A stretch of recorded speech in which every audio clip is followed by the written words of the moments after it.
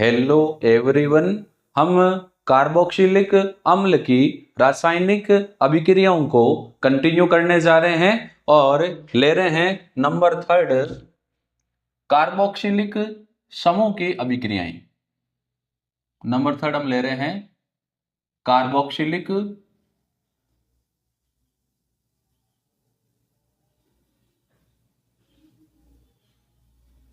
समूह की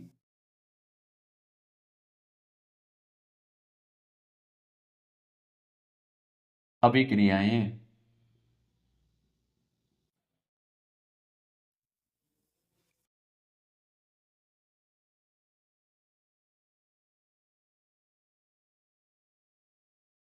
कार्बोक्सिलिक समूह जो है, ये कार्बोक्सिलिक अम्ल में जो भाग होता है COOH, इसको हम कार्बोक्सिलिक समूह कहते हैं, जैसा कि सबको पता है। इस रिएक्शंस में हम उन्हीं अभिक्रियाओं की बात करेंगे जो कार्बोक्सिलिक समूह के साथ होती है। कार्बोक्सिलिक समूह की अभिक्रियाओं में नंबर 1 हम ले रहे हैं और वो है अपचयन। कार्बोक्सिलिक अम्ल का लिथियम एल्यूमिनियम हाइड्राइड या डाइबोरेन द्वारा अपचयन करने पर 1 डिग्री एल्कोहल प्राप्त होते हैं। तो देखो, यदि हम कार्बोक्सिलिक अम्ल लें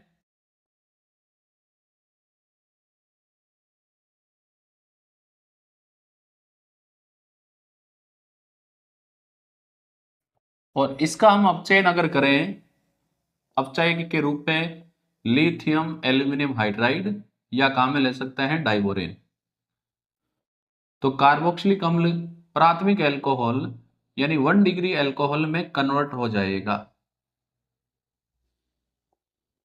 देखो कैसे होगा, जैसे हम सिंपल ले रहे हैं RC≡OOH, इसका हम अपचयन कर रहे हैं।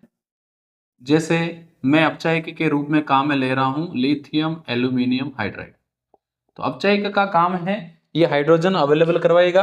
तो देखो, पहली हाइड्रोजन जुड़ेगी ऑक्सीजन पर, दूसरी कार्बन पर, तीसरी ऑक्सीजन पर, चौथी कार्बन पर, ये यहां से अलग हो जाएगा। बचेगा क्या, R C से आके जुड़ गए 2 हाइड्रोजन CH2OH, कौन सा एल्कोहल बन गया, 1 डिग्री एल्कोहल।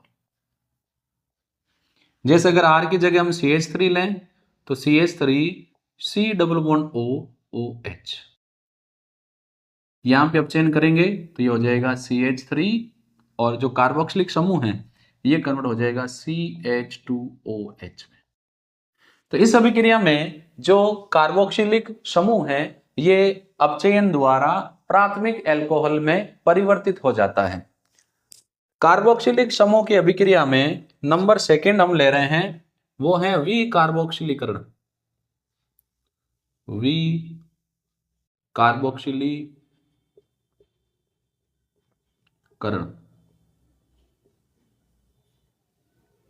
डीकार्बोक्सिलेशन।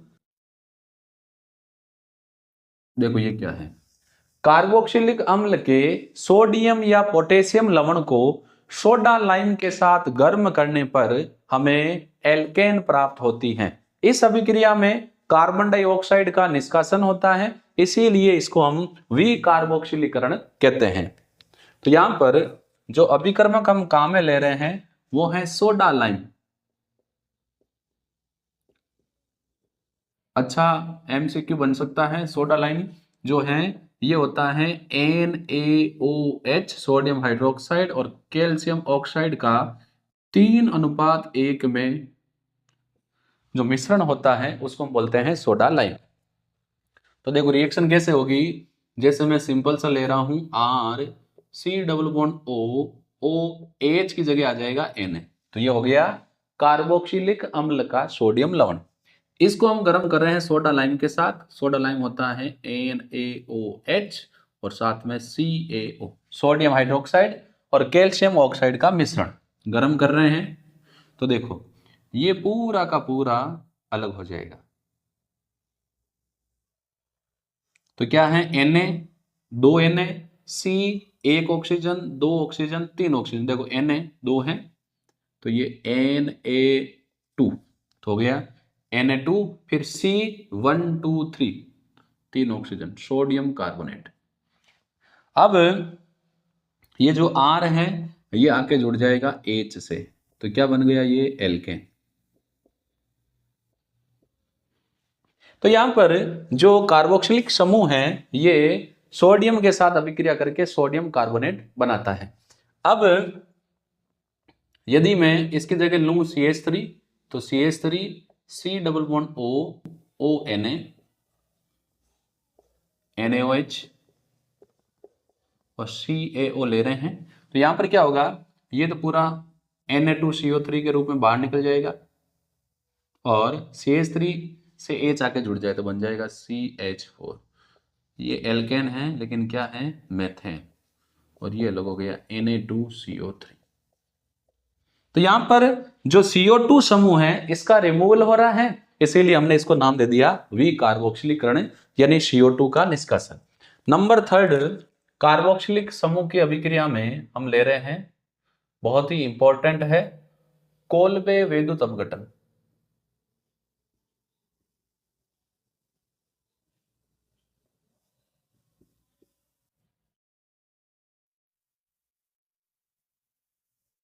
ये आपके 12th बुक में मेंशन किया हुआ है कि आप 11th क्लास के हाइड्रोकार्बन वाले भाग को देखें, दिया हुआ नहीं है, फिर भी आप यहाँ ध्यान से समझें, क्योंकि एनसीईआरटी बुक में इतना ही दिया हुआ है कि आप 11वीं कक्षा के अध्याय नंबर उसके जो पॉइंट है उसको देखें। यानी ये जो रिएक्शन है ये 11th क्लास के हाइड्रोकार्बन वाले भाग में एल्केन के निर्माण की विधियों में है, वहां आपको जाके इसको देखना पड़ेगा। तो बड़ी इंपॉर्टेंट रिएक्शन है। इसमें हम क्या करते हैं, कार्बोक्सिलिक अम्ल के सोडियम या पोटेशियम लवण के जलीय विलयन में विद्युत धारा प्रवाहित करते हैं। तो हमें एनोड पर प्राप्त होती है एल्केन और कैथोड पर प्राप्त होती है हाइड्रोजन। एल्केन कहां प्राप्त होगी, एनोड पर, हाइड्रोजन कहां प्राप्त होगी, कैथोड पर। लेकिन जो एल्केन है ये इंपॉर्टेंट है, एल्केन जो हमें प्राप्त हो रही है में कार्बन की संख्या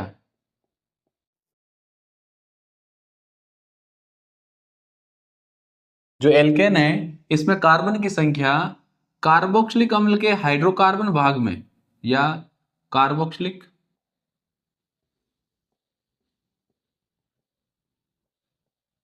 अम्ल के जो एल्किन समूह है आर वाला भाग,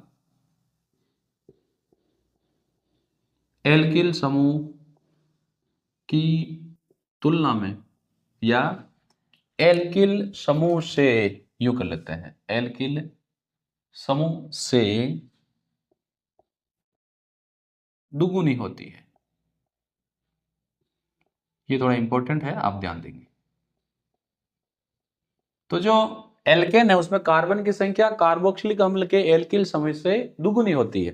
कैसे होगी, देखो हम ले रहे हैं कार्बोक्सिलिक अम्ल का सोडियम लवण का जलीय विलयन और इसमें हम पास कर रहे हैं विद्युत धारा। ये प्रक्रिया विद्युत अपघटनी सेल में करवाई जाती है। विद्युत अपघटनी जो पात्र होता है जिसको हम विद्युत अपघटनी टैंक कहते हैं, उसमें कार्बोक्सिलिक अम्ल के सोडियम लवण का जलीय विलयन लिया जाता है जिसमें दो इलेक्ट्रोड डूबे होते हैं और फिर उसमें हम विद्युत धारा प्रवाहित करते हैं। कुछ ऐसे होता है, ये एक विशेष प्रकार का पात्र होता है जिसको हम बोलते हैं विद्युत अपघटनी टैंक। इसमें हम ले लेते हैं कार्बोक्सिलिक अम्ल के सोडियम लवण का जलीय विलयन और इसमें दो इलेक्ट्रोड लगे होते हैं, एक एनोड होता है दूसरा कैथोड। फिर इनको विद्युत तार की सहायता से जोड़कर विद्युत सप्लाई करवाई जाती है। तो यहाँ हमने कार्बोक्सिलिक अम्ल का सोडियम लवण ले दिया जिसमें दो इलेक्ट्रोड डूबे हैं, एक एनोड है दूसरा कैथोड। इनको विद्युत तार से जोड़कर विद्युत के स्रोत से हमने जोड़ दिया है। जैसे ही प्लग ऑन करेंगे विद्युत अपघटन होगा। तो क्योंकि ये कार्बोक्सिलिक अम्ल का सोडियम लवण है, विद्युत धारा प्रवाहित करते ही हमें दो प्रकार के आयन देगा, RCOO minus plus Na plus. यदि R की जगह मैं CH3 लूं, डिफाइन कर लेते हैं ताकि बेटर रहेगा। तो ये जो आयन है इसको हम बोलेंगे एसीटेट आयन, CH3COO माइनस, इसको हम क्या बोलेंगे, एसीटेट आयन। अब क्योंकि आयन है ये विपरीत आवेशित इलेक्ट्रोड की तरफ जाएंगे, एनोड पर प्लस होता है तो प्लस पर विपरीत आवेशित आयन आएगा एसीटेट आयन। देखो एसीटेट आयन कुछ ऐसा है, CH3C डबल बॉन्ड O के पास 5 इलेक्ट्रॉन खुद के, एक इसने हाइड्रोजन का ले लिया है या Na का ले लिया है, क्योंकि यहाँ Na जुड़ा हुआ है तो इस पर चार्ज क्या आएगा, माइनस। एनोड पर होता है ऑक्सीकरण, ये इलेक्ट्रॉन त्याग देगा तो बनाएगा CH3C डबल बॉन्ड O 6 के हो जाएंगे 5, 1 2 3 4 5 और एक इलेक्ट्रॉन ये त्याग देगा। तो यहाँ पर ऑक्सीजन के पास 6 इलेक्ट्रॉन थे, ऑक्सीकरण हो रहा है, एक इलेक्ट्रॉन त्याग देगा तो ऑक्सीजन के पास इलेक्ट्रॉन बचेंगे 5। ये जो सिंगल इलेक्ट्रॉन है ये क्या कहलाएगा, मुक्त मूलक। तो ये जो बना है ये एसीटेट आयन से बना है तो इसका नाम है एसीटेट मुक्त मूलक, फ्री रेडिकल। अब इसमें रिएक्शन क्या होगी, थोड़ा ध्यान देंगे। ये है CH3C double bond O free radical, उन 4 को रहने देते हैं। यहां पर समास विखंडन होगा, ये बंद का इलेक्ट्रॉन जाएगा इसके पास, या चलो कुछ ऐसे कर लेते हैं, ये जो इलेक्ट्रॉन है ये दे देगा यहां पर, और ये कार्बन कार्बन बंद का इलेक्ट्रॉन, इस कार्बन बंद का इलेक्ट्रॉन आएगा यहां पर और इस बंद इसका जाएगा इसका। देखो यहां पर इस बंद का समास विखंडन हो रहा है, इस कार्बन का इलेक्ट्रॉन जा रहा है इस दो, ये जो सिंगल बॉन्ड के इलेक्ट्रॉन है इसमें समास विखंडन हो रहा है, इस कार्बन का इलेक्ट्रॉन जा रहा है कार्बन और ऑक्सीजन के बीच में और इस कार्बन का इलेक्ट्रॉन जा रहा है इसके खुद के पास। कहने का मतलब है जब इस बंध में समास विखंडन हो रहा है तो इस कार्बन का एक इलेक्ट्रॉन जा रहा है कार्बन ऑक्सीजन के बीच में और CH3 के कार्बन का इलेक्ट्रॉन जा रहा है CH3 के पास। जब भी समास विखंडन हो रहा है या एक इलेक्ट्रॉन का ट्रांसफर होता है तो उसको हम आधे तीर के निशान से बताते हैं। तो ये CH3 तो अलग हो गया, मेथिल मुक्त मूलक, इसके पास एक इलेक्ट्रॉन चला गया, ये CH3C का बॉन्ड का इलेक्ट्रॉन टूट गया, यहाँ कार्बन ऑक्सीजन के बीच में डबल बॉन्ड है और यहाँ ऑक्सीजन और कार्बन के बीच में सिंगल है, लेकिन एक इलेक्ट्रॉन इस कार्बन का एक इलेक्ट्रॉन ऑक्सीजन में जब मिलेगा तो यहाँ पे बन जाएगा डबल बॉन्ड और ये किसके रूप में निकल जाएगा, CO2 के रूप में निकल जाएगा। रिएक्शन में कई प्रकार के CH3 फ्री रेडिकल बने हैं, तो CH3 एक फ्री रेडिकल दूसरे CH3 फ्री रेडिकल से जुड़ जाएगा, ये कहेगा एक इलेक्ट्रॉन मैं दे रहा हूं, ये कहेगा एक इलेक्ट्रॉन मैं दे रहा हूं, तो दोनों के बीच में बॉन्डिंग हो जाएगी और बना लेंगे CH3 एल्केन, यानी क्या बन गया, एथेन। और इसमें कार्बन की संख्या, इसमें कार्बन देखो यहां पर कार्बोक्सिलिक एसिड के सोडियम लवण में एल्किल समूह में कार्बन कितना है, 1, और यहाँ एल्केन में कार्बन कितना है, 2। सेकेंड रिएक्शन होगी कैथोड पर। कैथोड पर होता है नेगेटिव चार्ज, तो यहां आएगा पॉजिटिव वाला, पॉजिटिव कौन है, Na प्लस आएगा, कैथोड पर अपचयन होता है, ये इलेक्ट्रॉन ग्रहण करेगा, बनाएगा सोडियम धातु, और ये जो सोडियम धातु है ये जल से रिएक्शन करेगी, तो Na इसके OH से रिएक्शन करेगा, बना लेगा NaOH, और जो हाइड्रोजन है वो निकल जाएगा H2 के रूप में, हाफ H2, ये क्या है, गैस। तो यहां पर कोल्बे विद्युत अपघटन में कार्बोक्सिलिक अम्ल के सोडियम लवण के जलीय विलयन में विद्युत धारा प्रवाहित करने पर एनोड पर एल्केन और कैथोड पर हाइड्रोजन गैस प्राप्त होती है। बोर्ड थोड़ा इरेज करते हैं।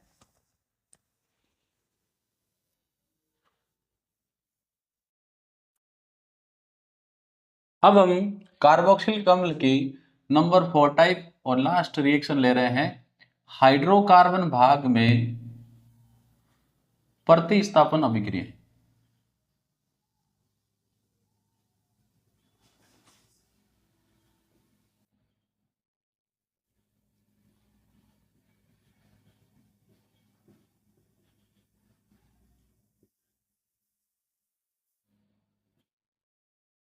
हाइड्रोकार्बन भाग में प्रतिस्थापन अभिक्रिया, अभिक्रिया कर लेते हैं। हाइड्रोकार्बन भाग कौन होता है, देखो कार्बोक्सिलिक अम्ल को हम ऐसे रिप्रेजेंट करते हैं RC डबल बॉन्ड OOH, ये जो R है एल्किल ग्रुप, इसको हम बोलते हैं हाइड्रोकार्बन भाग। हाइड्रोकार्बन भाग में प्रतिस्थापन अभिक्रियाओं में नंबर फर्स्ट हम ले रहे हैं इसका और वो है हेलोजनीकरण।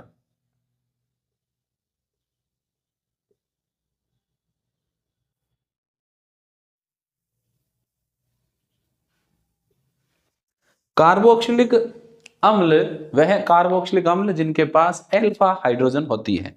एल्फा हाइड्रोजन युक्त कार्बोक्सिलिक अम्ल को लाल फास्फोरस की अल्प मात्रा में क्लोरीन या ब्रोमीन के साथ अभिक्रिया करवाने पर एल्फा हेलो कार्बोक्सिलिक अम्ल देते हैं। इसे हेलोजनीकरण अभिक्रिया कहते हैं। तो देखो इन शॉर्ट अगर मैं रिप्रेजेंट करूं तो एल्फा हाइड्रोजन युक्त कार्बोक्सिलिक अम्ल लेंगे,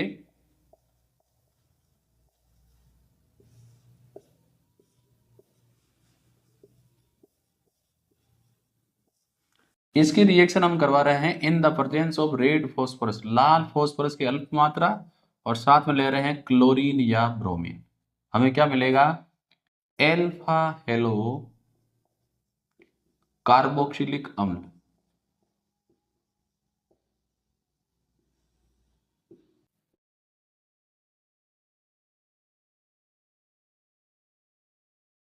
देखो जैसे R C H C double bond O O H, ये कार्बोक्सिलिक समूह है। इससे जुड़ा कार्बन एल्फा कार्बन, और एल्फा कार्बन से जुड़ी हाइड्रोजन क्या होगी? Alpha hydrogen. तो ये जो हाइड्रोजन है ये कौन से हाइड्रोजन है? Alpha hydrogen. एल्फा कार्बन है क्योंकि कार्बोक्सिलिक अम्ल से जुड़ा कार्बन है एल्फा, आगे वाला बीटा, उससे हमें लेना देना नहीं है। तो एल्फा कार्बन भी है, उससे जुड़ी हुई दो हाइड्रोजन भी हैं। एक हाइड्रोजन पार्टिसिपेट करेगी तो उसको मैंने अलग से दिखाया है। हम सपोज करो इसकी रिएक्शन करवा रहे हैं क्लोरीन के साथ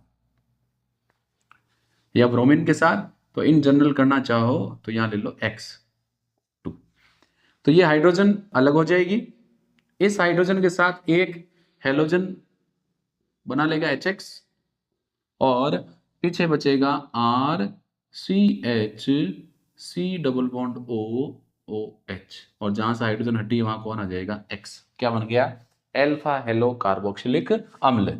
ये अभिक्रिया हाइड्रोकार्बन भाग में हो रही है। सेकंड, हाइड्रोकार्बन भाग में प्रतिस्थापन अभिक्रिया का टाइप हम ले रहे हैं, वो है वलय प्रतिस्थापन।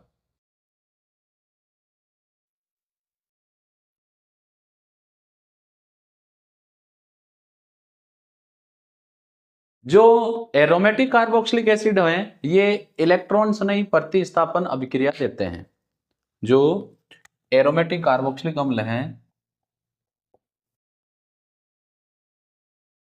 एरोमेटिक कार्बोक्सिलिक अम्ल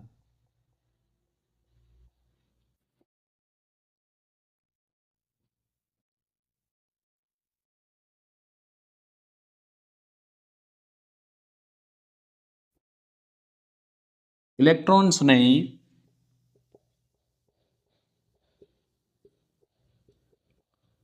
प्रतिस्थापन अभिक्रिया देते हैं। लेकिन यह इंपॉर्टेंट थिंग ये है कि जो कार्बोक्सिलिक समूह है COOH, ये समूह मेटा निर्देशी व निष्क्रिय होता है या निष्क्रियक होता है। अर्थात कार्बोक्सिलिक समूह की प्रेजेंस में जो एरोमेटिक कार्बोक्सिलिक अम्ल हैं इनकी इलेक्ट्रॉन स्नेही प्रतिस्थापन अभिक्रियाओं के प्रतिक्रियाशीलता कम होती है, और आने वाला इलेक्ट्रॉन स्नेही इसके रेस्पेक्ट में मेटा स्थिति पर जुड़ता है। एग्जाम्पल की बात करें, यदि हम कार्बोक्सिलिक अम्ल की अभिक्रिया, एरोमेटिक कार्बोक्सिलिक अम्ल की अभिक्रिया सांद्र HNO3 और सांद्र H2SO4 की प्रेजेंस में करेंगे तो अभिक्रिया नाइट्रीकरण होगी, इलेक्ट्रॉन्स नहीं होगा NO2, और वो इसके रेस्पेक्ट में मेटा स्थिति पर आके जुड़ेगा। ऐसे ही यदि हम एरोमेटिक कार्बोक्सिलिक एसिड अर्थात बेंजोइक अम्ल की अभिक्रिया ब्रोमीन से आयरन ब्रोमाइड की प्रेजेंस में करवाएं तो यहां ब्रोमीन इलेक्ट्रॉन संयुग्म के रूप में कार्य करेगा और कार्बोक्सिलिक अम्ल के रेस्पेक्ट में मेटा स्थिति पर आकर जुड़ेगा। ये इंपॉर्टेंट थिंग है कि कार्बोक्सिलिक अम्ल जो हैं ये फ्रीडल क्राफ्ट अभिक्रिया नहीं देते हैं।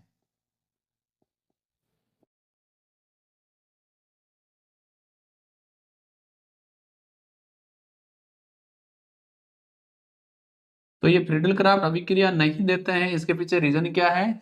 क्योंकि जो फ्रीडल क्राफ्ट अभिक्रिया में हम उत्प्रेरक काम में लेते हैं एल्युमिनियम क्लोराइड, ये किसके रूप में काम में लेते हैं? हम उत्प्रेरक के रूप में।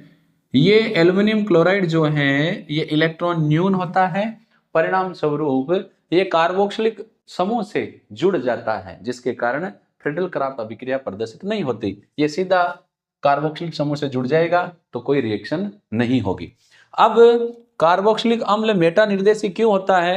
क्योंकि देखो थोड़ा ध्यान देंगे, जिस प्रकार एल्डिहाइड की हमने अनुनादी संरचना बनाई उसी प्रकार कार्बोक्सिलिक अम्ल की होती है।